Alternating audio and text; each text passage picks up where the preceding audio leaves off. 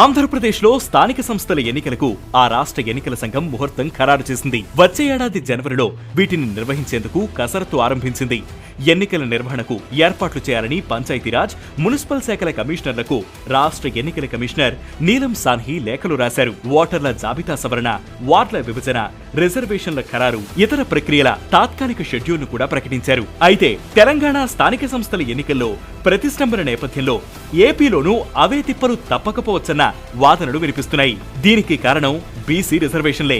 నిర్ణీత గడువు కన్నా 3 నెలల ముందే ఏపీలో ఎంపీటీసీ, జడ్పీటీసీ, మున్సిపల్, పంచాయతీల ఎన్నికలు 2020 మార్చిలో నిర్వహించారు. పాలకవర్గాల పదవీకాలం మున్సిపాలిటీలో 2026 మార్చిలో, పంచాయతీలో ఏప్రిల్లో ముగియనుంది. ఆ గడువు వరకు ఎన్నికల నిర్వహణకు అవకాశమున్న చట్టంలోని వెసులుబాటు అనుసరించి వీటిని జనవరిలోనే పూర్తి చేయాలని ఎన్నికల సంఘం నిర్ణయించింది. అయితే ఇలా 3 నెలల ముందుగానే నిర్వహించాలని భావించడం వెనుక కారణమేంటి? రాజకీయ కారణాలున్నాయా అన్న ప్రశ్నలు వస్తున్నాయి. ముందుగానే ఎన్నికలకు ఎందుకు వెళ్తున్నట్టు? స్థానిక ఎన్నికల నిర్వహణ అనేది ఎక్కడైనా ఆ రాష్ట్ర ప్రభుత్వం తుది నిర్ణయం ప్రకారమే జరుగుతుంది. ప్రభుత్వానికి సంబంధం లేకుండా ఎన్నికల సంఘం షెడ్యూల్ను నిర్ణయించడం జరగదు. ఏపీలో షెడ్యూల్ కన్నా ముందుగానే స్థానిక ఎన్నికలకు వెళ్లడానికి కారణాలేమిటన్న దానిపై పలు రకాల వాదనలు వినిపిస్తున్నాయి.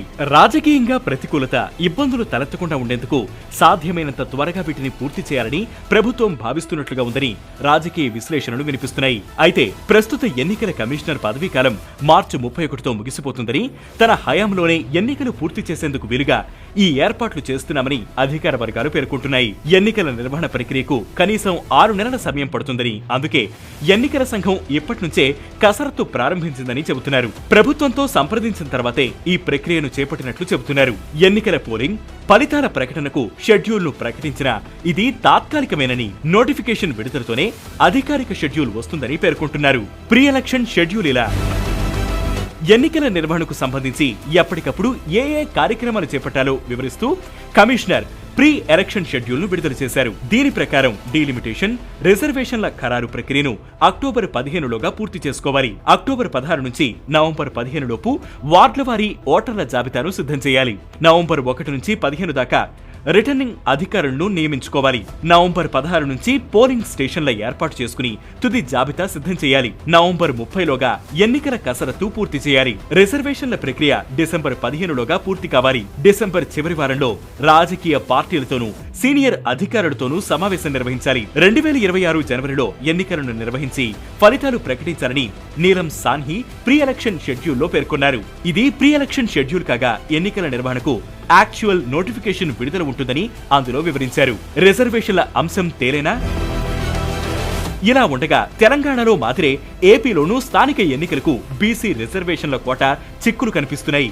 ఎందుకంటే స్థానిక సంస్థల్లో రిజర్వేషన్ల అంశంపై 2010లో సుప్రీంకోర్టు మాండేటరీ తీర్పును వెలువరించింది. రిజర్వేషన్ల కల్పనలో ప్రభుత్వాలు రాజ్యాంగ నిబంధనలను తప్పనిసరిగా పాటించాలని స్పష్టం చేసింది. ఆర్టికల్ 243D, 243Tల ప్రకారం స్థానికంగా జనాభాను అనుసరించి ఎస్సీ, ఎస్టీ, బీసీలలో ఇప్పటివరకు ప్రాతినిధ్యం లేని వర్గాలకు దామాషా ప్రాతిపదికన రిజర్వేషన్లు ఇవ్వాలని పేర్కొంది. దీనికోసం ట్రైబల్ టెస్ట్ ఫార్ములాను అమలు చేయాలంది. గతంలో మహారాష్ట్ర, మధ్యప్రదేశ్, ఉత్తరప్రదేశ్ రాష్ట్రాల స్థానిక ఎన్నికల్లో బీసీ రిజర్వేషన్లపై ఏర్పడిన వివాదంలో సుప్రీంకోర్టు డెడికేషన్ కమిషన్ సిఫార్సుల ప్రకారమే బీసీ రిజర్వేషన్లను నిర్ణయించి ఎన్నికలు నిర్వహించాలని స్పష్టమైన ఉత్తర్వులు జారీ చేసింది. అసలేంటి ట్రిపుల్ టెస్ట్ ఫార్ములా? రిజర్వేషన్ల శాతాలను తేల్చాలంటే ఆయా వర్గాల ఖచ్చితమైన జనాభా లెక్కలుండాలి. ఎస్సీ, ఎస్టీ వర్గాల జనాభా లెక్కలు జనగణన సమయంలోనే అధికారికంగా రూపొందుతుంటాయి కనుక సమస్య లేదు. ఓబీసీలకు సంబంధించి మాత్రం అధికారిక లెక్కలు లేవు. ఈ నేపథ్యంలో సుప్రీంకోర్టు ట్రిపుల్ టెస్ట్ ఫార్ములాను ప్రకటించింది. స్థానిక సంస్థల్లో రిజర్వేషన్ల కల్పన కోసం ముందుగా ఆ వర్గాల ఖచ్చితమైన గణాంకాలను సేకరించాలి. ఇందుకు ఆయా రాష్ట్రాలు డెడికేటెడ్ కమిషన్ను ఏర్పాటు చేసి స్థానిక బీసీల రాజకీయ, ఆర్థిక, సామాజిక పరిస్థితులను కూలంకుషంగా అధ్యయనం చేయించాలి. తదుపరి బీసీలకు స్థానికంగా ఏ మేరకు రిజర్వేషన్లను కల్పించాలో కమిషన్లు స్పష్టంగా నిర్వచిస్తాయి. చివరిగా మొత్తం స్థానాల్లో 50% మించకుండా ఆయా వర్గాలకు రిజర్వేషన్లను రాష్ట్రాలు నిర్ణయించాలి. ఏపీలో ఎన్నికల్లోనూ బీసీ రిజర్వేషన్లపై వివాదం. ఆంధ్రప్రదేశ్లో 2020, 2021లో అప్పటి వైఎస్ఆర్సీపీ ప్రభుత్వం స్థానిక సంస్థల ఎన్నికలను నిర్వహించింది. బీసీల రాజకీయ, ఆర్థిక, సామాజిక పరిస్థితులను అధ్యయనం చేసేందుకు శాశ్వత ప్రాతిపదికన 2019 సెప్టెంబర్లో కమిషన్ను ఏర్పాటు చేసింది. 3 ఏళ్ల కాలపరిమితితో జస్టిస్ శంకర నారాయణ్ను చైర్మన్ గా నియమించింది. ఆ తర్వాత 2022లో కమిషన్ గడువును మరో 3 ఏళ్ల పాటు పొడిగించింది. ఆ కమిషన్ నివేదిక రాకుండానే ఆ ఎన్నికల్లో బీసీలకు 34%, ఎస్సీలకు 19.08%, ఎస్టీలకు 6.77% రిజర్వేషన్లను కల్పిస్తూ ఉత్తర్వులు ఇచ్చింది. మొత్తం రిజర్వేషన్లు 59.85% చేరడం, అవి సుప్రీంకోర్టు ఆదేశాలకు విరుద్ధంగా ఉండడంతో హైకోర్టు ఆ ఉత్తర్వులను కొట్టేసింది. దీంతో రిజర్వేషన్లు 50% మించకుండా ఉండేలా బీసీ కోటా స్థానాలను 24% పరిమితం చేశారు. ఇలా బీసీ రిజర్వ్డ్ స్థానాలు తగ్గిపోవడంపై టీడీపీ సహా విపక్షం నుంచి విమర్శలు రావడంతో బీసీలకు 34% సీట్లు పార్టీ పరంగా కల్పిస్తామని అప్పట్లో వైఎస్ జగన్ ప్రకటించారు. స్థానిక ఎన్నికల్లో 34% బీసీ కోటాపై కూటమి ఎన్నికల హామీ 2024లో జరిగిన అసెంబ్లీ ఎన్నికల సమయంలో టీడీపీ, జనసేన, బీజేపీ కూటమి బీసీలకు స్థానిక ఎన్నికల్లో 34% కోటాను కల్పిస్తామని హామీ ఇవ్వడంతో పాటు మేనిఫెస్టోలోనూ ఆ అంశాన్ని చేర్చింది. జయహో బీసీ సభలో ప్రకటించిన బీసీ డిక్లరేషన్ లో బీసీలకు 34% కోటాను ఇస్తామని టీడీపీ, జనసేన పేర్కొన్నాయి. తాజాగా రాష్ట్రంలో స్థానిక ఎన్నికలకు అధికారులు కసరత్తు ఆరంభించడంతో బీసీలకు 34% కోటా చర్చనీయాంశంగా మారింది. తెలంగాణలో స్థానిక ఎన్నికల్లో బీసీలకు 42% కోటాను అమలు చేయడానికి అక్కడి ప్రస్తుత కాంగ్రెస్ ప్రభుత్వం నిర్ణయించింది. ఎస్సీ, ఎస్టీతో కలుపుకుంటే అక్కడ రిజర్వేషన్లు 70% చేరుకుంటాయి.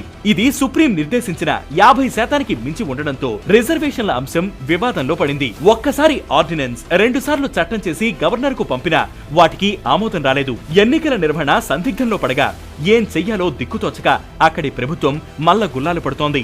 ఈ తరుణంలో ఏపీలో బీసీలకు 34% ఏ మేరకు అమలు చేయగలుగుతారన్నది ప్రశ్నగా మారుతోంది.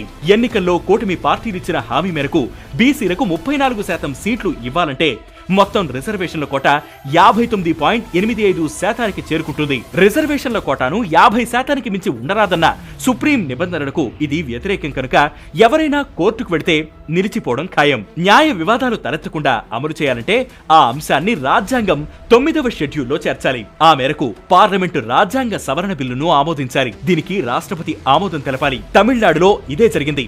గతంలో తమిళనాడులో రిజర్వేషన్లను 69% పెంచి అమలు చేయాల్సి వచ్చినప్పుడు వివాదం తలెత్తింది. అప్పటి తమిళనాడు సీఎం జయలలిత అసెంబ్లీ ద్వారా బిల్లును కేంద్రానికి పంపడమే కాకుండా ఒత్తిడి చేసి మరీ రాజ్యాంగం 9వ షెడ్యూల్లో చేర్పించి అమలు చేయించారు. ఇప్పుడు ఏపీలో కూడా 50% పరిమితికి మించి రిజర్వేషన్ల కోటా అమలు కావాలంటే 9వ షెడ్యూల్లో చేర్చేలా పార్లమెంట్, రాష్ట్రపతి ఆమోదం తప్పనిసరి. కేంద్రంలోని ఎన్డీఏ ప్రభుత్వానికి కీలక మద్దతుదారుగా ఉన్న చంద్రబాబు తన పరపతిని ఉపయోగించగలిగితే ఇది సాధ్యమే అవుతుంది. అయితే పక్కనే ఉన్న తెలంగాణలోని కాంగ్రెస్ ప్రభుత్వం పంపిన ఇదే రకమైన ప్రతిపాదనలు కేంద్రం వద్ద పెండింగ్ లో ఉన్నాయి. ఈ తరుణంలో కేంద్ర ప్రభుత్వానికి చిక్కులు తెచ్చేలా ఏపీ రిజర్వేషన్ల పెంపు ప్రతిపాదనల్ని చంద్రబాబు పంపిస్తారా అన్నది అనుమానమే. మరో కమిషన్ ను ఏర్పాటు చేస్తారా? జస్టిస్ శంకరనారాయణ కమిషన్ కాలపరిమితి ఈ నెలతో ముగియనుంది. అప్పట్లో దీన్ని బీసీల సంక్షేమం కోసం అసెంబ్లీలో బిల్లు ఆమోదించి శాశ్వత ప్రాతిపదికన ఏర్పాటు చేశారు. తర్వాత దీన్ని డెడికేటెడ్ కమిషన్ గా మార్పు చేశారు. ప్రస్తుతం ఈ కమిటీ ఎలాంటి నివేదిక సమర్పిస్తుందో చూడాలి. ప్రభుత్వం దాన్ని ఆమోదిస్తుందా?